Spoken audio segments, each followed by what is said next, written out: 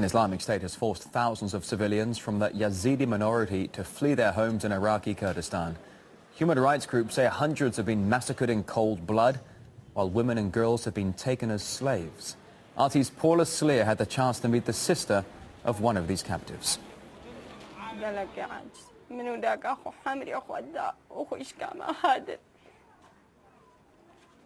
For nearly a month now, Amira has been living a nightmare. Ever since her sister secretly managed to phone her and terrifyingly whisper that she was in the hands of ISIS.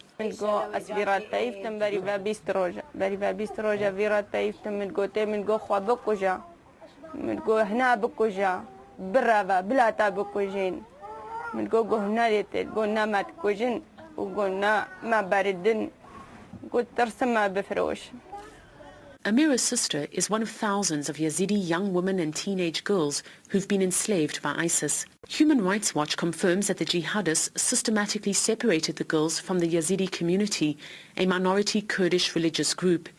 Their fates are slowly becoming known.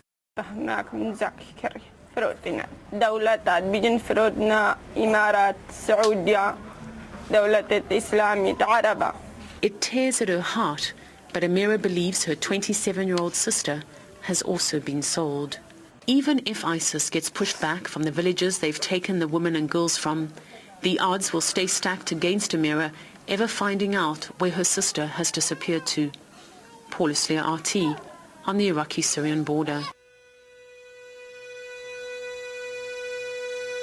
Glory to God in the highest, and on earth goodwill toward men. The angel shouted, the Prince of Peace is here. The prophet's words are fulfilled. The Messiah has come. The Spirit of the Sovereign Lord is with us. Preaching good news to the poor, binding up the brokenhearted, proclaiming freedom to the captives and release from darkness to the prisoners.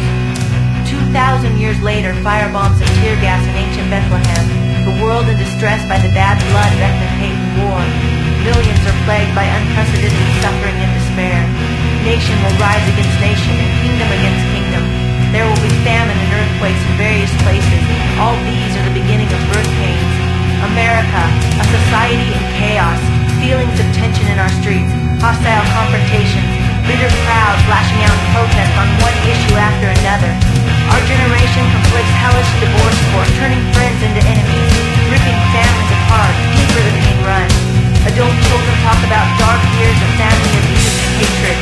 Distraught mother kills her baby, the living boyfriend is blamed. The machine of nihilism has destroyed the idea that there is truth, leaving the youth disillusioned and angry.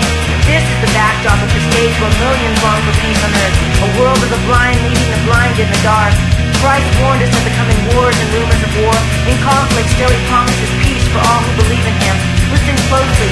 Peace I leave with you, my peace I give you. Not as the world gives, do I give you. Do not let your hearts be troubled, and do not be afraid. The world in all its efforts cannot give lasting peace to you. It only has lies and pain as the main dish for you to eat.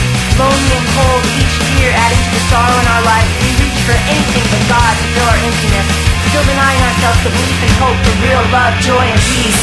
Jesus Christ promises us peace for our weary soul if only we trust in him. Anything else we try is futile and empty. Listen closely. Peace I leave with you, my peace I give you. Not as the world gives, do I give. Do not let your hearts be troubled and do not be afraid. Remember, war and hate is rooted in the human heart. For years we have tried to obtain, but still we fight and covet, like an unplugged cord dangling in the abyss.